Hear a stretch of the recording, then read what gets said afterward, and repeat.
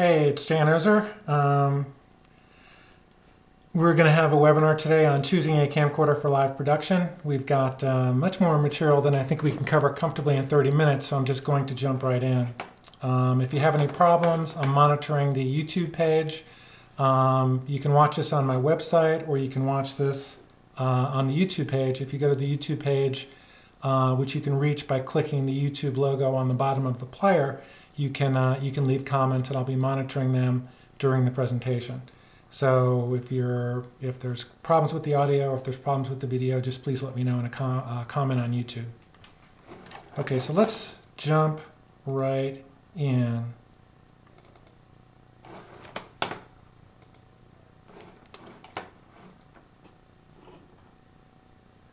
Okay, so here's our agenda for today. I wanted to look at two separate scenarios. One is, choosing a camera for a webinar just like this one. The camera's about 18 inches from my face.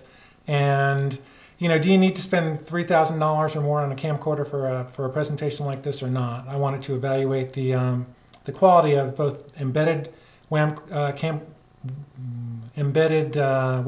that are in notebooks, as well as some separate and external webcams, and we're looking at one now. This is one of the ones that I actually tested. And then move the camera away to 8 feet, where most webcams won't do, and see whether a consumer camcorder as compared to a prosumer camcorder will deliver more value. And then once we finish that should take 15-20 minutes, then we'll look at buying a camcorder for live event production. Now you can download the slides that I'm using. Double audio. Okay, let me see if I can fix that.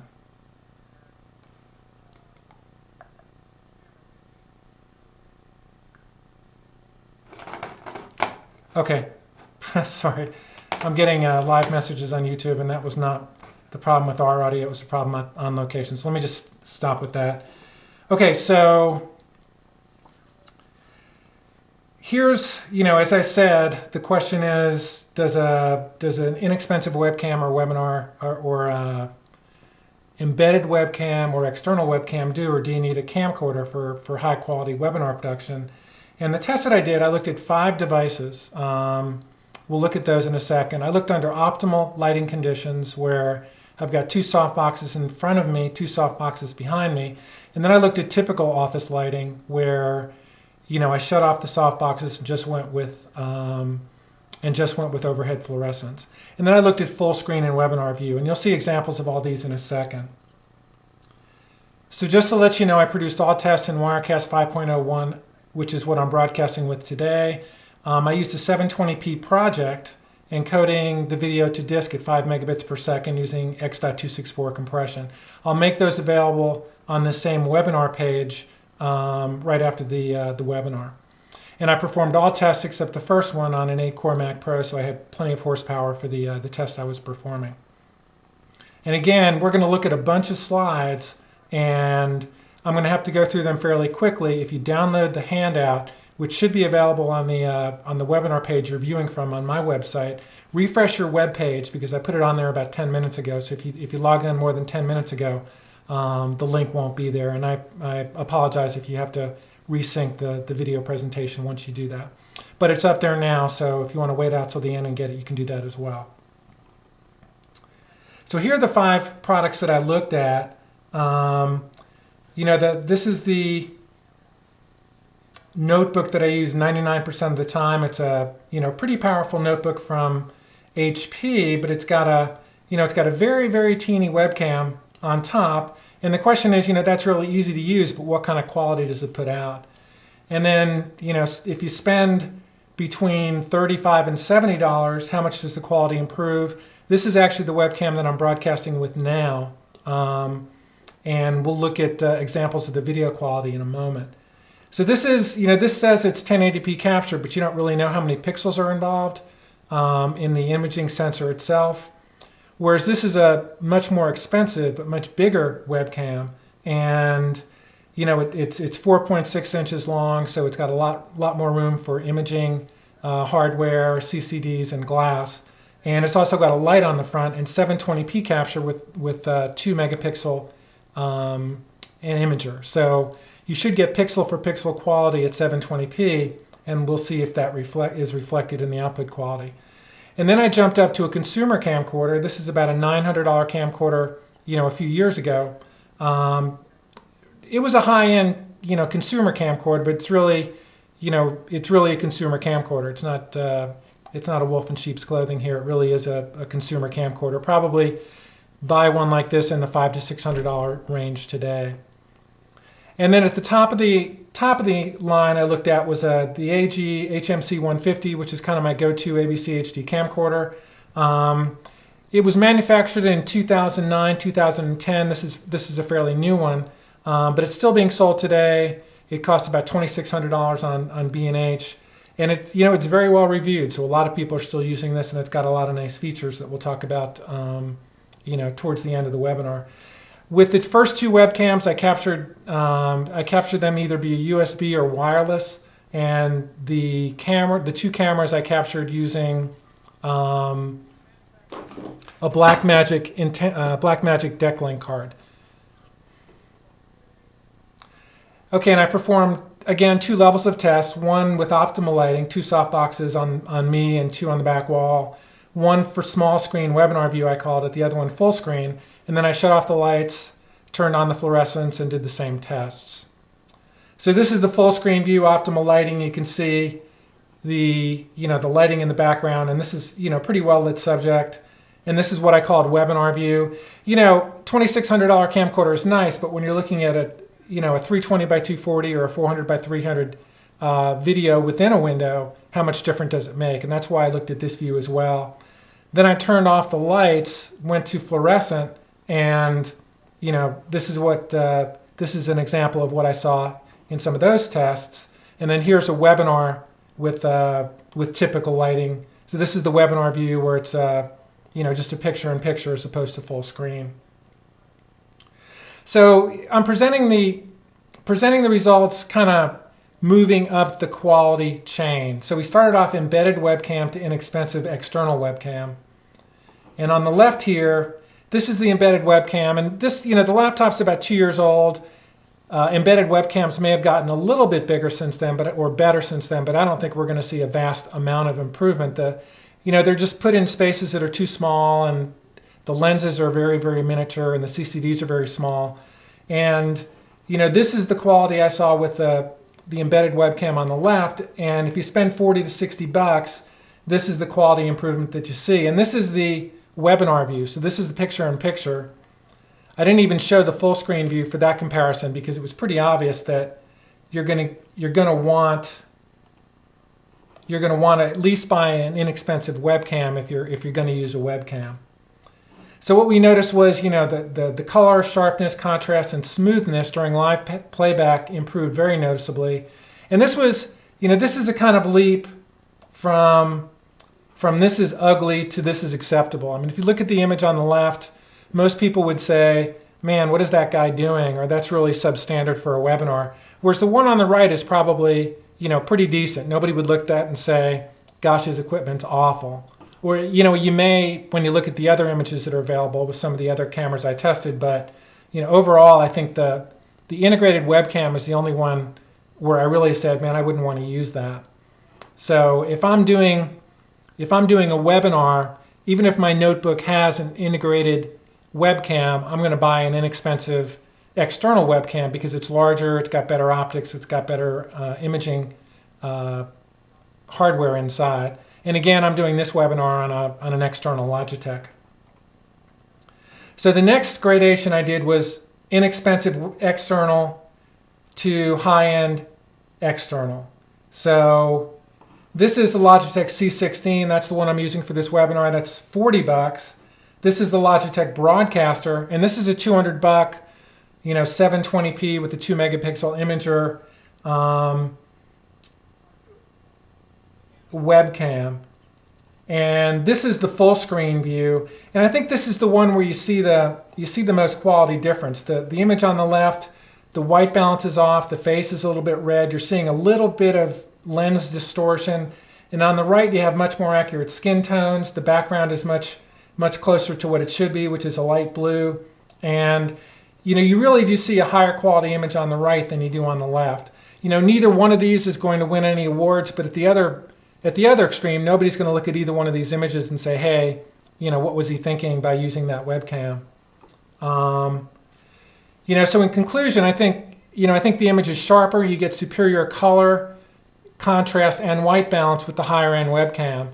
Why is that? Because it's a much larger device, bigger lens, better imager.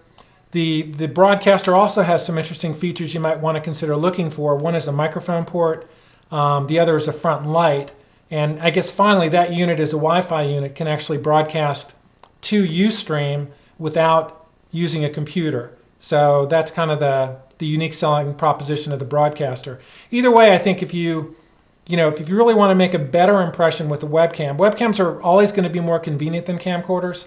And if I'm going to buy one for producing a webinar, I'm going to spend as much as I can in the 150 to 200 range and get a really high quality unit, because I think you will notice the quality both in the webinar view, that little picture-in-picture, and certainly if you go up to full screen.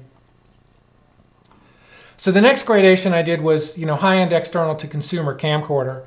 So this is the high-end external was the broadcaster, that cost $200. The consumer camcorder is about a $600-700 camcorder now, pretty highly rated. It's in the Canon Vixia line, which consistently has been award winners. How much quality does it make, and how much quality difference do you see in webinar view and in full screen view? This is in webinar view, and you see a much sharper image on the right. I don't want to say much sharper, but the color is more accurate, the image is more impressive. You see a lot more contrast in the sweater, and you see a lot more detail throughout the image. And this is in webinar view, so this is a little picture-in-picture. If you jump up to full screen, the broadcaster is not bad. I mean, it's a pretty good image over here, but this could use some contrast adjustment. But overall, I think it's better job with the sweater, more accurate color, and just overall a more impressive image. It looks like a more expensive image, even though it is a little bit faded. And that's one of the problems with consumer camcorders, is you don't have really fine controls over picture quality like that. So here's where you kind of draw the line. The thing about the high-end camcorder is it's just very, very easy. It's something you can set up in 2 or 3 minutes. Any kind of external camcorder is going to take 15 or 20 minutes to set up. You're going to have to use some kind of capture board. I'm using the Blackmagic Decklink, as I mentioned. You're going to need, if you're on a laptop, you're going to have some kind of external device. So it's always going to be more convenient to use a webcam for this type of production.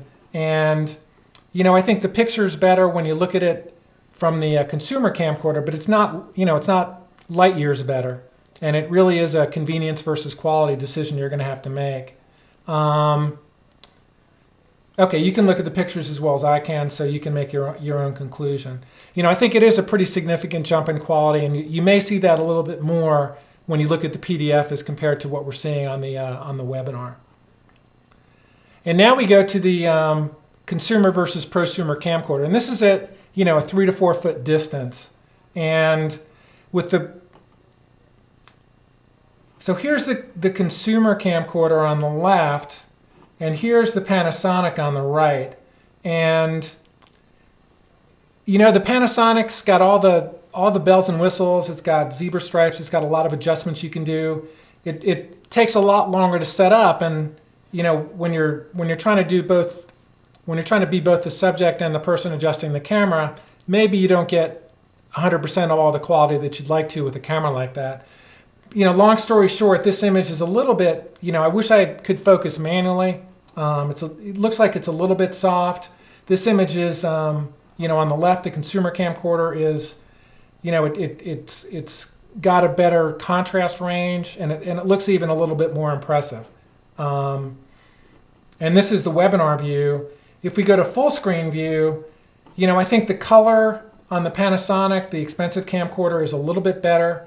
I think the skin tones are more accurate. The background color is more accurate. But this image has more contrast and it's just a little bit more impressive. Either way, both of these cameras are more than high enough quality for a for a webinar, whether you're doing full screen or whether you're doing the little embedded webinar view. I don't think you really need a $2,600 camcorder, for a webinar where the bulk of the time the picture is going to be in the the little 320 by 240 or 400 by 300 window. And it's kind of embarrassing. I spent a lot of time trying to get the most expensive camcorder right. I used the zebras, manual adjustment for white balancing and for exposure. It's really hard to do when you're kind of going back and forth. And I really was wishing that would be the best quality, but I really didn't see that much quality difference between the prosumer and the consumer. It is a very, it's a non-challenging shoot, very little detail, no motion, no lighting changes. So all the reasons you need a high, a well-featured camcorder were not present in this shoot. So if all you're shooting is simple webinars, certainly from very close in, a high-end webcam and a low-end consumer camcorder can do pretty much as well as a $2,600 to $5,000 camcorder. And then I wanted to look at how poor lighting affected the results. Did the same level of comparisons going back and forth between the between the various units. The embedded webcam was clearly the worst. This image is unacceptable. And again, the optimal lighting is 2 softboxes in front of the subject, 2 softboxes behind, shining the wall in the background. And then the typical lighting is shut all those off and just use overhead fluorescence. So if you're not taking pains to light the scene right, an embedded webcam does even worse. And the $40 webcam on the right is actually a pretty decent image. I probably could have boosted the gain a little bit manually using the software controls that the webcam provides.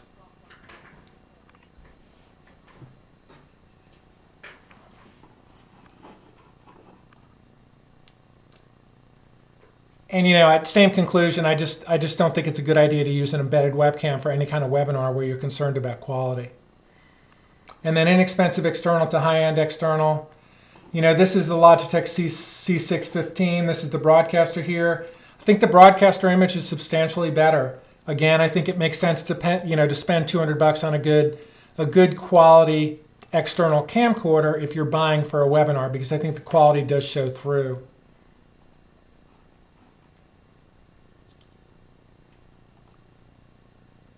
And then high-end external to consumer camcorder. This is the Logitech broadcaster here. This is the Vixia. The Vixia had a front light that actually caused a shadow back here. That's the funky appearance here. I think the broadcaster did a nice job getting good brightness on the face, while the consumer camcorder in auto mode, it's a little bit darker than I would like. Probably would boost that manually if I had to do it over again.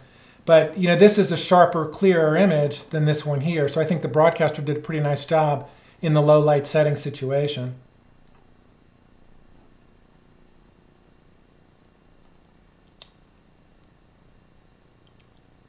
And then consumer to prosumer camcorder. This again is the Vixia over here. This is the Panasonic. And I think with low lights, the Panasonic really did a little bit better job than the consumer camcorder here. You can either spend the money on the lights or spend the money on the camcorder, but I think the picture's sharper here, the picture's clearer, the skin tones are better, the accuracy of the background color is better, the detail here is good. Again, it's a little bit darker here, and it's like loud music always sounds better than soft music, and sometimes when you have a broader contrast range, it looks better, even when the detail and the skin tones and the color accuracy is better over here.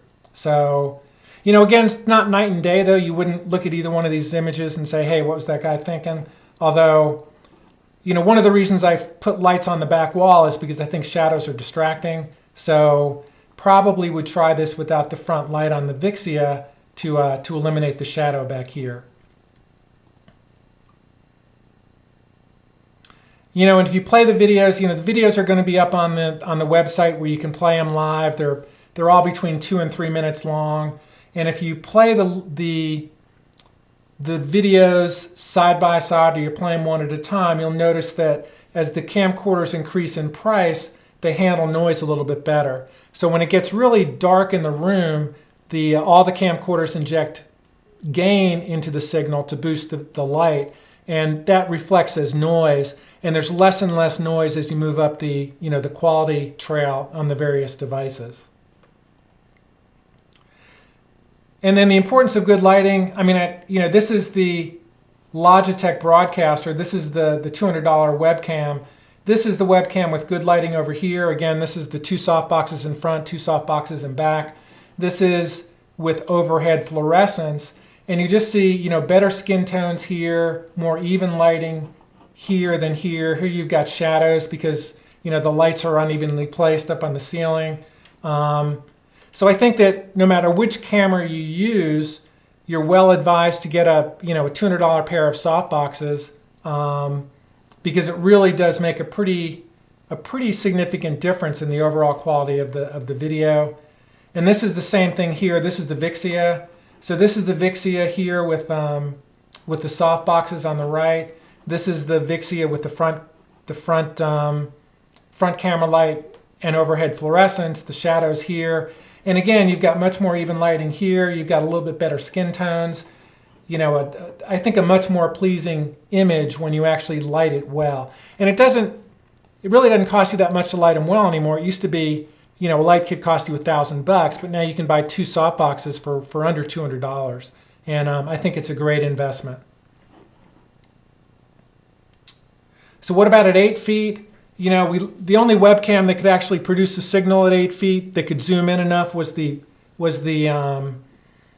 Broadcaster, and you'll see in a second that used digital zoom as compared to optical zoom, and the quality obviously reflects that. And then when you're looking at either a high-end or consumer camcorder, the difference between 4 and 8 feet just isn't significant at all. In fact, if anything, I think the Panasonic ABC HD camcorder looked better at 8 feet than it did at 4. So this is the Broadcaster over here at 8 feet. And you can see the pixelation in this mode. This is the webinar view. This is the little, picture-in-picture view. And this is the consumer camcorder. It's a little bit of a, again, I think contrast is really tough to get sometimes when you're trying to be the subject and the camera person.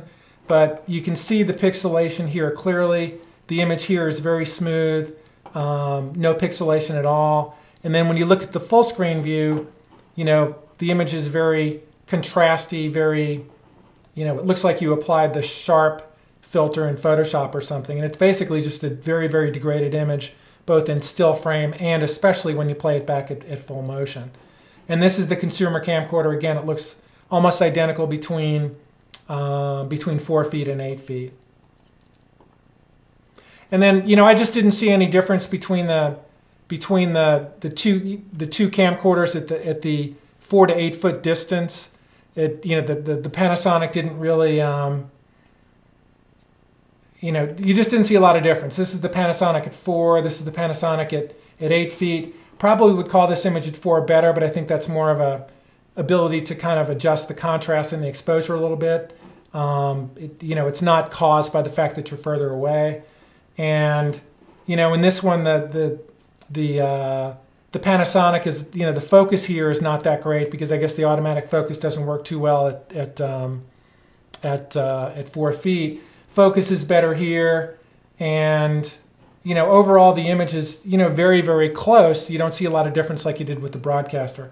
So I think if you're shooting from 4 to 8 feet in a webinar type of production, you're not going to see a lot of difference between a high-end consumer camcorder and a low-end prosumer camcorder, which is what we're looking at.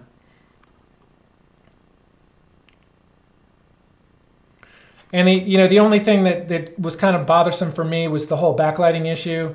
Because I lit the back wall, I like lighting the back walls because I don't like shadows in my productions, and that's the only way to get rid of them unless if you're working in an enclosed space. So once you light the back walls, you have a backlight situation, and if you shoot in automatic exposure mode, the face is going to be too dark. And that's just something that you need to be concerned with if you're working with a consumer camcorder and you leave it in auto mode. And very easy to fix with both consumer and prosumer, of course, but you just need to be aware that's going to be a problem if you've got, a very well lit back wall like I did for these tests. So now I wanted to get into considerations for choosing a camcorder. And again, all this, you have all these slides available for download on the page that you're viewing this on the Streaming Learning Center site. And I'm going to go through, this is basically what I did was I used a mind mapping tool to kind of look at the various factors I consider, and I wanted to throw these out to you. And there will be some examples, but most of this is just going to be free-form discussion. When I'm looking at form factor for live events, shoulder mount is nice if you're going to be moving around a lot, but they tend to cost a lot more. So we're going to look at a $3,000 camcorder at the end of this that's very highly recommended, and then there's a $5,000 and an $8,000 camcorder that are shoulder mounted. I like the camcorder blend of form factor because it's the best for portability and quality. Pan, tilt, zoom camcorders are very good if you're trying to get a view where you can't have a camera person. I don't like DSLRs for live production because connectivity is always limited, and because the depth of field issues, you only get one chance to shoot a live event, and depth of field is really hard to negotiate. So I don't think it's a good form factor for live.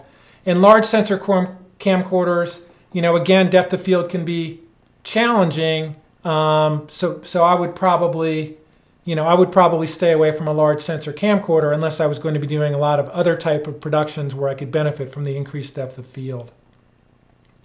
In terms of hardware, 3 CCDs is better than 1 most of the time.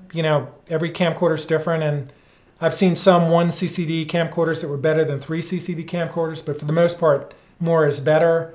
I like optical zoom. If you're shooting from the back of the room, 20x can be wonderful. 20x is going to be better than 13x or 10x.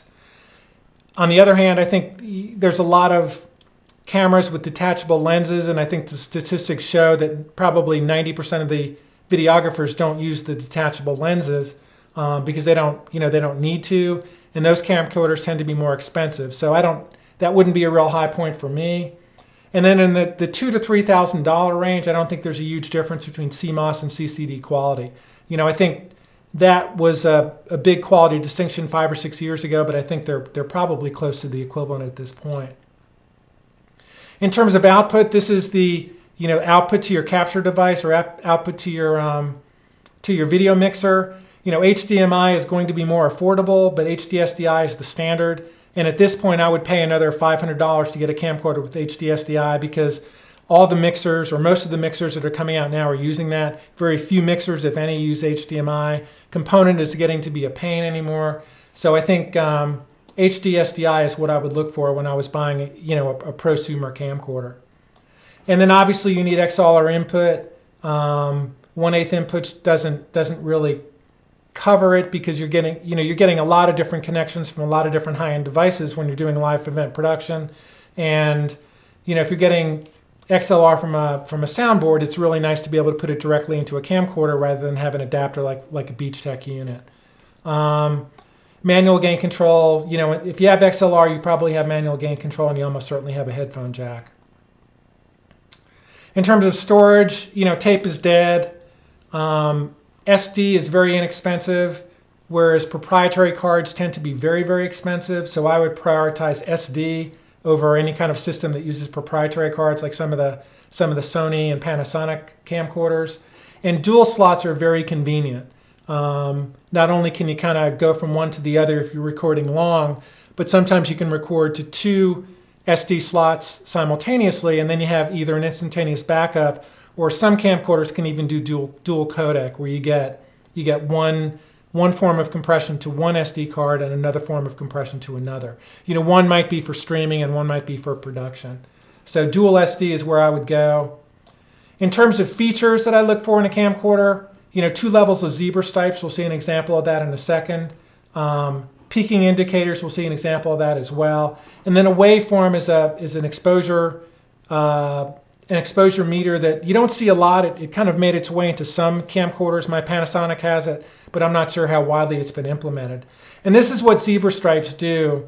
If you're setting exposure manually, the zebra stripes on these women faces tell you that the IRE level is 70 wherever you see zebra stripes. And since you want a 70 IRE level around the facial regions, then this tells you that this exposure is very close to being correct. A dual zebra stripe camera will give you both 70 and 100, and actually it'll let you configure these values for whatever you want. But you switch to 70 to make sure that the facial values are good, and then you switch to 100 to make sure the whites aren't blown out. So, you know, at this point, if I was buying a camcorder, I would want the one that's got two levels of zebra stripes. And then a peaking indicator is a focus indicator, very useful if you're manually focusing with an HD camcorder. And basically, what the peaking means is that anything that's in focus is in the particular. So some peaking indicators are blue, some are red. So this tells you that this tree leaf, or this tree and the leaves in it are in focus, where this tree isn't necessarily in focus. So one of the features of most high-end camcorders is a peaking indicator like this. And then in terms of manual controls, if I'm buying a prosumer camcorder, you know, I want iris, shutter, gain on the body. I don't want to have to go into the menu to adjust those because that makes it really, really hard to do on the fly. And I like a zoom, focus, and iris ring, 3 rings on the front of the camcorder, because then I can do all those manually without leaving, you know, without moving my eye from the viewfinder or from the LCD. And then other considerations, you know, I think H.264 gives you the best quality at the lowest data rate. If you're looking at an MPEG-2 based system, I think you need twice the data rate to get the same quality as H.264. And then the big thing coming now is Wi-Fi controls. So on one of the JVC cameras that I looked at, I could connect to the camera via Wi-Fi, and I could change all these levels here, as well as adjust the zoom and adjust the focus. Very convenient if you've got the camera embedded somewhere, or if you're, you know, if you don't have the manual control that some cameras no longer come with. So I think this is a great feature. You can turn it on and off. Some cameras even let you stream remotely via Wi-Fi. So I think this is something that you know, something to look for going forward. When I looked at, you know, prosumer versus consumer features, you know, these are on the prosumer, I want XLR inputs. Consumer, you'll see 1/8 input or no inputs at all. XLR is vastly preferred. You know, camera controls, we talked about this. I like these on the body where I can adjust them very easily. Consumer, they're in the menu where they're really hard to get to in the middle of a shoot. Zebra stripes, prosumer have 1 or 2 levels. Consumer, some of them have it, but only 1 level. Prosumer camcorder will have zoom, focus, and aperture rings on the front of the camcorder. Consumers won't. Makes it very hard to adjust those. Peaking indicators, we looked at what those were. Most prosumer and professional cameras have those. Typically, consumer camcorders don't. In terms of connectivity, you know, again, HDSDI is the standard. Most consumer camcorders are HDMI only. And then I pay a lot of attention to the megapixel size of the imager, whether it's CCD or CMOS. I want to make sure it's at least each imager is 2 megapixels in size, because that's what you need for pixel reproduction of 1080p video. And a lot of the consumer camcorders use smaller CCDs and then interpolate the video out, which gives you less clarity, less crispness. And then imager side on a prosumer camcorder, look for 1/3 of an inch or larger. And consumer camcorders, they come as low as 1/6 of an inch, and that affects both depth of field and low light sensitivity. So this is kind of a checklist, what I would look for if I was buying a prosumer or a very high-end consumer camcorder. And then in terms of recommendations, you know, the hot new camcorder today at the low end for live event production is the Canon XA25. It's AVC HD or MP4 output, native 1920 by 1080, which means pixel for pixel reproduction of the 1080p video. It's got 20x, as I said. That's great for for live production. It's got manual camera controls on the outside, external, HD SDI, and then 2 media card slots, along with built-in Wi-Fi connectivity and control. So if I'm spending $2,500, this is a camera I would definitely look at. And we used it at Streaming Media West last year and a couple of other conferences. I used it at Streaming Media West. And if you go to this link here, you'll see the guy who shot all the conference videos at Streaming Media West, his observations about the camcorder. And then one of the other reviewers at Streaming Media took a really long look at the camera. The first review focuses on features and usability, and the second review focuses on the Wi-Fi capabilities and image quality. So if I'm spending $2,500, this is almost certainly the camcorder that I get. It's got, the hot buttons from my perspective is the HD SDI, the 2 slots here, and then the XLR input. The next level up, this is a camcorder. I tested the 700, not the 750. You'll see the URL in a second. This has slightly larger CCDs than the Canon we just looked at. It captures up to 35 megabits per second. The higher the data rate, the better the quality, and most AVC HD camcorders are limited to around 20-21 megabits per second. This can capture in MOV, MP4, and AVI. That'll give you immediate input into Final Cut Pro 10, Premiere Pro, and then it's got dual SD, SDHC simultaneous recording. Again, this is an HD SDI camcorder with FireWire output. If you go to B&H, you'll see that there's 12 reviews with an average rating of 4.5. So it's a very well rated camcorder, very well received. And here's the review I wrote of the camcorder that immediately preceded this. And I think the only thing that was really different was the HD SDI output. And then the high end, if I'm spending $8,000, this is a camcorder that I'm looking at, one of the high ends from Sony. It's got 1/2 inch chips, MPEG-2 at 50 megabits per second. As I said, you need 50 megabits per second because MPEG-2 isn't quite as good as H.264 from a compression perspective. Like the JVC, it's got interchangeable lenses, not something I think is all that important, but if you need that, it's a nice feature to have. Again, dual express card S/S slots. So this is the expensive memory cards, and that's something to consider when you're buying the unit because this is going to add a lot to the cost, both when you buy it and as you need more memory devices. SD HDI out, as I said, that's the standard, and then it's a semi-shoulder mount design if you need to carry it around. Genlock, time code are good features if you're shooting professionally. And again, this is a very highly rated unit, 4.5 rating, 15 reviews at B&H. Okay, so that's it. Let's wait for a second while I tell you about the next webinar. If there's any questions, go ahead and leave them at YouTube. If not, that's fine. A lot of information. Make sure you download the handout. The next webinar is we're going to take a completely different direction. We're going to look at implementing HTTP live streaming in a non-technical way. So we're going to look at producing HLS files and then sending them to both iOS devices, Android devices, and to a Flash desktop via a product called the JW Player. So you end up one format, HLS, that you can distribute to your desktops, to your mobile devices, whether it's Android or HLS. And that's going to be in 2 weeks, and I'll send out a notice of that probably in the next 24 hours. Okay, so I'm not seeing any questions. Let me refresh my page.